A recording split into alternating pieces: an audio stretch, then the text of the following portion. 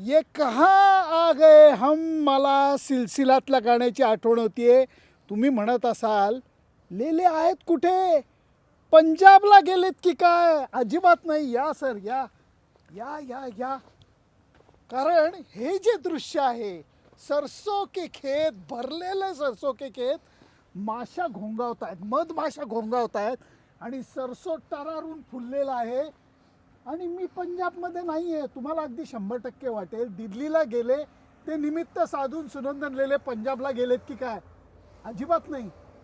कारण माझ्या बरोबर जो माणूस आहे, कोल्हापूरचा माणूस आहे.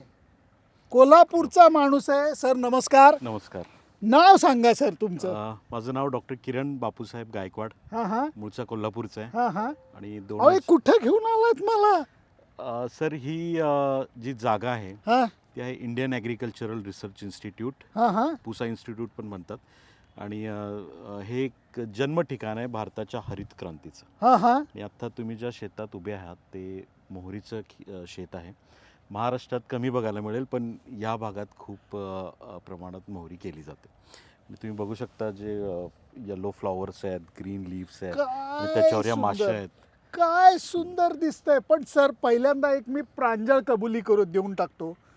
मी राहतोय अरुण जेटली स्टेडियम, म्हणजे फिरोजशाह कोटला जे पूर्वी म्हणलं जायचं, दर्यागंज, जुनी दिल्ली.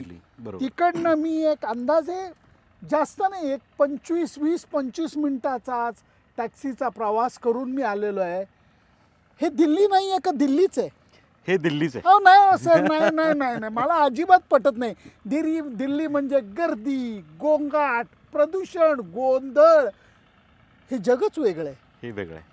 हे दिल्लीचं वेगळं रूप आहे, जे खूप कमी जणांना, महाराष्ट्रातल्या कमी जणांना माहिती आहे. आणि दिल्लीच्या सेंटरमध्ये असून एवढा परिसर जो पूर्ण म्हणजे दिल्लीत तुम्हाला शेती बघायला मिळते, हीच एक मोठी गोष्ट आहे सर. कारण तुम्ही इथे कसे का आलात? 2010ला माझी PhD कंप्लीट झाली जेनेटिक्स प्लांट ब्रीडिंगमधून. आणि गव्हर्नमेंट ऑफ इंडियाची एक ॲग्रिकल्चरल रिसर्च सर्व्हिस, ARS म्हणतात, ARS आहे, ती 2010ला मी क्लिअर केली ARSने. आणि त्यानंतर माझी पहिली पोस्टिंग इथे दिल्लीमध्येच आहे. 2010पासून मी आहे. पहिली पोझिशन सायंटिस्टची असते, नंतर सायंटिस्ट सिनियर स्केल, मग सिनियर सायंटिस्ट आणि मग प्रिन्सिपल सायंटिस्ट. मी सध्या सिनियर सायंटिस्ट आहे.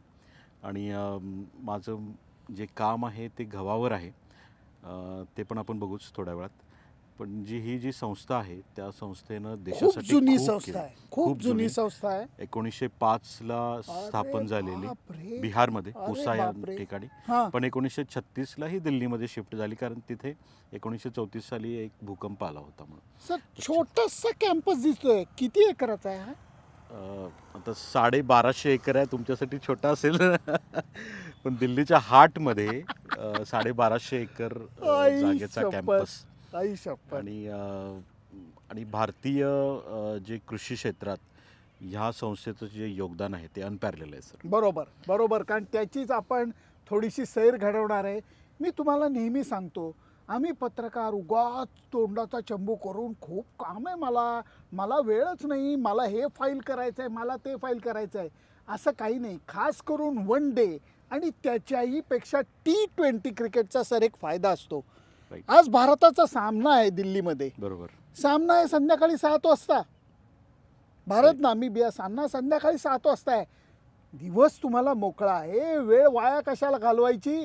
जसं तुम्हाला अगोदर म्हणलं, दिल्लीमध्ये अजूनही थोडीशी थंडी आहे आणि त्यातनंही किरण सरांसारखा माणूस सोबत आहे जो या संस्थेमध्ये काम करतोय. मौके पे चौका. चला, या गोष्टी बघायला मिळत नाहीत. आज त्याची सैर तुम्हाला घडवतो, कारण पुसा इन्स्टिट्यूट अद्वितीय आहे. चला जरा सफर करू. चला. सरसोनी भरलेलं हे सुंदर रंगतदार शेत बघताना फार मजा आली आहे सर. पण इथं माशा खूप आहेत. तो माश्या ज्या आहेत ते पॉलिनेशनचं काम करतात. हां हां. ते परागीकरण आपण म्हणतो. हो हो. ते माशांच्या यामध्ये एकाचा परागकण दुसऱ्या फुलावर, त्यामुळे मग हे याच्यात सीड बनतात. हे आता जरी छोट्या असल्या शेंगा, तर तो जसं जसं याच्यात आत छोटे छोटे सीड्स आहेत, त्यानंतर ते मोठे होतील. बर. याचं जे परागीकरण होतं ते मुळात मधमाशांमुळे होतं. बर बर. आणि मग तुम्ही जसं मोहरीच्या शेतात येतात, तुम्हाला तो माशांचा गुणगुणाट ऐकू येतो. पण अहो याच्यातली वास पण येतोय. हो वास पण छान. खूप आहे. वास पण छान आहे आणि एक प्रसन्न होतं हे क्रॉप बघितलं की. कारण हे रंग, हे रूप बघूनच मी प्रेमात पडलोय. चला चला, अजून खूप काही बघायचंय. विश्वास बसत नाही असं हे दृश्य आहे. त्याचं कारण तसं म्हणायला केलं तर अगदी हे दिल्लीच आहे. दिल्लीच्या जवळ वगैरे नाही, दिल्लीच आहे. आणि तिथे हे असं शेताचं दृश्य विस्तीर्ण पसरलेलं हे बघूनच मला इतका आनंद होतोय. वा वा वा. सरसोच्या शेतामधनं आता आम्ही वेगळ्या शेतात आलोय आणि सरांच्या चेहऱ्यावरचा आनंद बरंच काही सांगून जातोय. सर काय एवढा आनंद आहे? तुमचं पहिलं प्रेम दिसतंय. हा, हे गहू माझं पहिलं प्रेम आहे. जेव्हापासून मी सर्व्हिसमध्ये आलो तेव्हा मी गव्हावर काम करतोय. 14 वर्ष झाली आणि माझं मेन जे काम आहे ते गव्हाच्या ज्या नवीन व्हरायटीज आहेत ते डेव्हलप करणं. म्हणजे बेसिकली मी एक प्लांट ब्रीडर आहे. आणि प्लांट ब्रीडरचं काम आहे की ज्या काही क्रॉपच्या नवीन इम्प्रूव्ड व्हरायटीज येतात ते प्लांट ब्रीडर्स तयार करतात. एक फेमस कोट आहे, तुम्हाला सांगतो. Plant breeders never get rewarded for failures and the world cannot afford breeders to fail. याचा अर्थ असा, म्हणजे प्लांट ब्रीडर म्हणजे बाकीच्या क्षेत्रामध्ये जे काही आपण फेल होतो, आपण म्हणतो की तो 1000 वेळा फेल झाला त्यानंतर त्याला यश मिळालं. तसं प्लांट ब्रीडरसाठी नाही आहे. म्हणजे आम्ही जरी फेल्युअर झालं तरी काही इश्यू नाही, पण प्लांट ब्रीडर जर फेल झाले तर जगासाठी जगणं अवघड होईल. एवढं फरक आहे. एवढा फरक आहे. पण आता ही कसं, म्हणजे तुम्ही वेगवेगळे जे व्हरायटी आणता, काय त्याची प्रोसेस आहे, जरा थोडक्यात सांगता काय? एक व्हरायटी जेव्हा आपण बघतो जी शेतकऱ्याच्या शेतात लागते, ती तयार करायला जवळपास 7 ते 8 वर्ष लागतात आम्हाला. आणि ही एक कंटिन्यू प्रोसेस आहे. आम्ही व्हरायटी डेव्हलप करतो म्हणजे जसं सोसायटीमध्ये लग्न होतात, मुलगा मुलगी, त्यांचे चांगले गुण बघितले जातात, तसे गुण आम्ही पण पाहतो. कसं काय? आता जे काही जर्मप्लाझम म्हणतो किंवा इम्प्रूव्ड व्हरायटीज आहेत त्या आम्ही क्रॉस करतो. त्याला एक शब्द आहे हायब्रिडायझेशन. म्हणजे जर आम्ही 2 पॅरेंट घेतो, त्याच्यात दोन्हीमध्ये जर कॉन्ट्रास्टिंग जीन्स आहेत आणि ते जीन्स काही रेजिस्टन्ससाठी आहेत, काही हाईल्डसाठी आहे, काही बेटर क्वालिटीसाठी आहे. आमचा मेन उद्देश असतो की हे जीन सगळे एका व्हरायटीमध्ये कंबाईन करायचे. बरं, एक व्हरायटी जी अशी असेल त्याला उत्पन्न जरा ठीकठाक असेल पण ती डिझीज ससेप्टेबल असेल तर ती व्हरायटी चालत नाही. त्यामुळे व्हरायटी आपल्याला अशीच लागते ज्याचं उत्पादनही जास्त आहे, त्याच्यात डिझीज रेजिस्टन्स आहे, त्याच्यात क्लायमेट रेझिलियन्स आहे, प्लस त्याच्यात ग्रेन क्वालिटी चांगली आहे. कारण की भारतामध्ये जो आपण गहू पिकवतो तो मोस्टली आपण खाण्यासाठी यूज करतो. आपला भारताचा एक्सपोर्ट पण आहे, जवळपास 8 ते 9 मिलियन टन भारत एक्सपोर्ट करतं. पण जो मेजॉरिटी ऑफ जे प्रोड्यूस आहे ते आपण घरी खाण्यासाठीच वापरतो. आणि मागच्या वर्षीच्या आकड्यानुसार जवळपास 117 मिलियन टन्स भारतानं गहू प्रोड्यूस केला.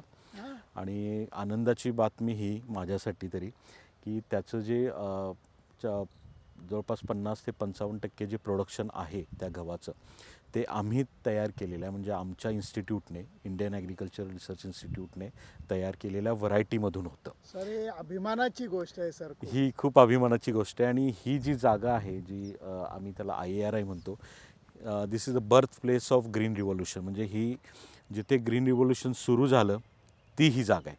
आणि ज्या क्रॉपपासून ग्रीन रिव्होल्यूशन सुरू झालं ते हे क्रॉप आहे व्हीट किंवा गहू. वा सर वा. म्हणूनच इथं आल्यानंतर एक वेगळं भावना मनामध्ये येते. आणि आपले सायंटिस्ट हे आपल्यासाठी, जनसामान्यांसाठी काय एका बाजूला रिसर्च अँड ॲनालिसिस करत असतात, किती मेहनत, किती वर्ष करत असतात, याचा अगदी थोडासा का होईना अंदाज या भेटीमधनं मला येतोय. पण या शेतांमधनं फिरताना जो काही आनंद मिळतोय ना, या गव्हाच्या लोंब्या बघताना. ओके, किरण गायकवाड सर हे PhD आहेत आणि तरीही ऑफिसमध्ये बसून AC मध्ये बसून काम करण्याचं त्यांचं मन नाही. त्यांचं मन रमतं ते हे इथे शेतामध्ये. कारण कर्मभूमी कार्यक्षेत्र ज्याला म्हणतात तिथेच त्यांचं मन रमलेलं दिसतं. आणि तीच तर खरी मजा आहे. नाही नाही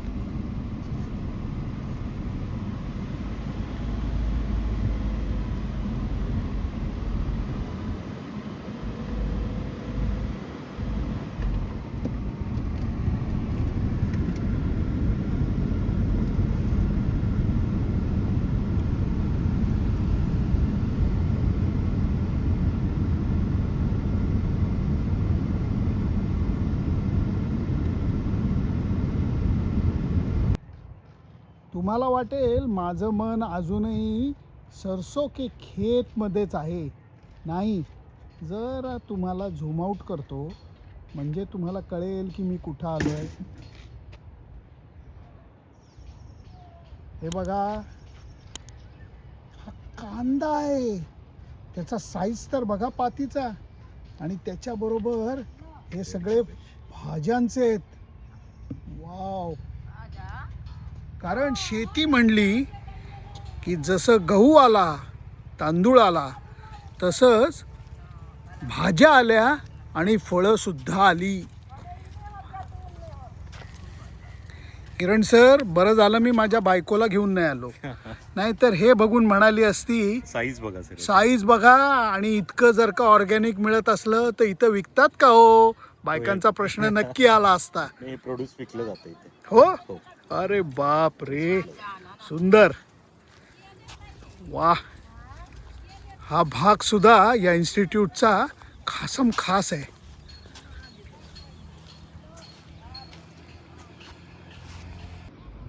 मंजिरी, मला तुझी खूप आठवण झाली. हा वृक्ष रस्ता बघून नाही, मी आत्ता इंडियन ॲग्रिकल्चरल इन्स्टिट्यूटमध्ये आलेलो आहे. आणि इथे फळभाज्यांच्या सेक्शनला आलेलो आहे. कोबी, फ्लॉवर आणि त्याच्याबरोबर हा जर का तू पाहिलास तर नवलकोल हे सुद्धा इथं आहे. मेथी, कसुरी मेथी हे सगळं आहे. आणि समोर जे दिसतंय ते तुम्हाला सांगायला नको, सरसो. त्यामुळे अशा ठिकाणी येऊन खरोखर एक वेगळं रूप मला बघायला मिळालं आहे. कारण ही इतकी प्रीमियर इन्स्टिट्यूट आहे. इथं सगळं रिसर्च होतं आणि इथे अप्रूव्ह झालेल्याच व्हरायटी या भारतभर जातात. मैत्रिणींनो, तुम्हाला माहिती आहे मी वेड्यासारखा फिरत असतो, कुठल्या कुठल्या जागी जात असतो. क्रिकेटच्या मैदानावरती नाही, पण आज ज्या ठिकाणी मी आलो आहे तिथं आल्यानंतर तुमची कडाडून आठवण झाली. त्याचं कारण मी इंडियन ॲग्रिकल्चरल रिसर्च इन्स्टिट्यूट दिल्लीला आलेलो आहे, ज्याला पुसा म्हणलं जातं. आणि तिथं आल्यानंतर शेती तर बघितलीच, परंतु हे फळांचं संशोधन, भाज्यांचं संशोधन, कसुरी मेथी, अलीकडं पलीकडं बघा तिरंगा फडकतोय. आणि इकडं फ्लॉवर, कोबी, बीट आणि इव्हन नवलकोलसुद्धा दिसतोय. बरं झालं मी इथे एकटाच आलो आहे, नाहीतर तुम्ही इथे येऊन काय गोंधळ घातला असता हे मला कळतच नाही आहे. शेवट या सरसोच्या शेतातनं करतो आहे. म्हणून सांगत असतो माझ्याबरोबर या फिरायला, ऐकत नाही तुम्ही. किरण सर, ही काय जागा आहे? सर, ही नानाजी देशमुख प्लांट फिनोमिक सेंटर आहे. हां हां. आपण आता शेतात पाहिलं की क्रॉप कसं एन्व्हायरमेंटला रिस्पॉन्ड करतं किंवा कसं ग्रो होतं. पण जेव्हा जर आपल्याला त्याच्या आणखीन डीपमध्ये जायचं आहे, थोडंसं खोलात जायचं आहे, तर इथे जे क्रॉप्स आहेत ते एका पॉटमध्ये लावले जातात आणि त्याचे हजारो फोटो घेतले जातात थ्रू रोबोटिक्स. खूप ॲडव्हान्स मेकॅनिझम आहे. ह्याला आम्ही फिनोमिक्स म्हणतो. म्हणजे जे काही प्लांट रिस्पॉन्ड करते हाय टेम्परेचरला किंवा कमी पाण्याला, त्यामध्ये ते रिस्पॉन्ड केल्यावर त्याच्या सेल्समध्ये किंवा त्याच्या पूर्ण ॲनाटॉमीमध्ये काय चेंजेस होतात हे आपल्याला डोळ्यांनी दिसत नाही, पण ते बरोबर चेंजेस तो कॅमेरा टिपतो. अरे बापरे. हजारो फोटोज घेतले जातात, ते ॲनालाइज केले जातात आणि त्यावरून ते ठरवतात की ह्या प्लांट्समध्ये हे चेंजेस आलेले आहेत गरमीमुळे किंवा कमी पाण्यामुळे.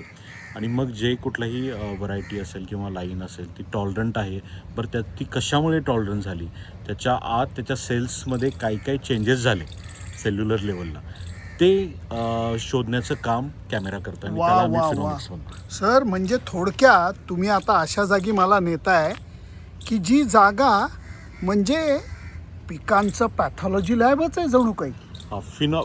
फिनॉलॉजीला पॅथॉलॉजी एक थोडासा वेगळा शब्द वेगळा शब्द सामान्य लोकांना कळावं म्हणून. फॅन्टॅस्टिक. चला सर, चला. ठीक आहे.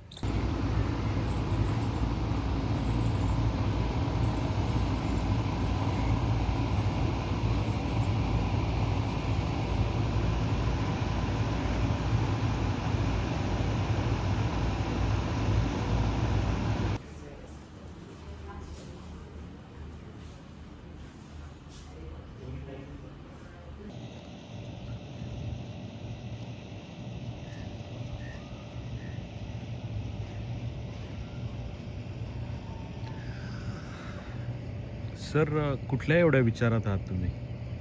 किरण सर, अगदी खरं सांगू का तुम्हाला, ऑलरेडी मी इंडियन ॲग्रिकल्चरल रिसर्च इन्स्टिट्यूटमध्ये येऊन पुरता थक्क झालेलो आहे. कारण इथे जे संशोधन चाललं आहे शेतीच्या संदर्भातलं, ते बघून मी अवाक झालो होतो. आणि त्यातनंही तुम्ही मला नानाजी देशमुखांच्या नावाने असलेल्या या खास इन्स्टिट्यूटमध्ये अजून एक चमत्कार बघायला बोलवलं. कारण एक लक्षात घ्या, सामान्य माणसांना कळावं म्हणून मी या भाषेत बोलतो आहे. ही इथली भाषा नाही आहे, फक्त तुम्हाला मला कळावं म्हणून मी हे सांगतो आहे.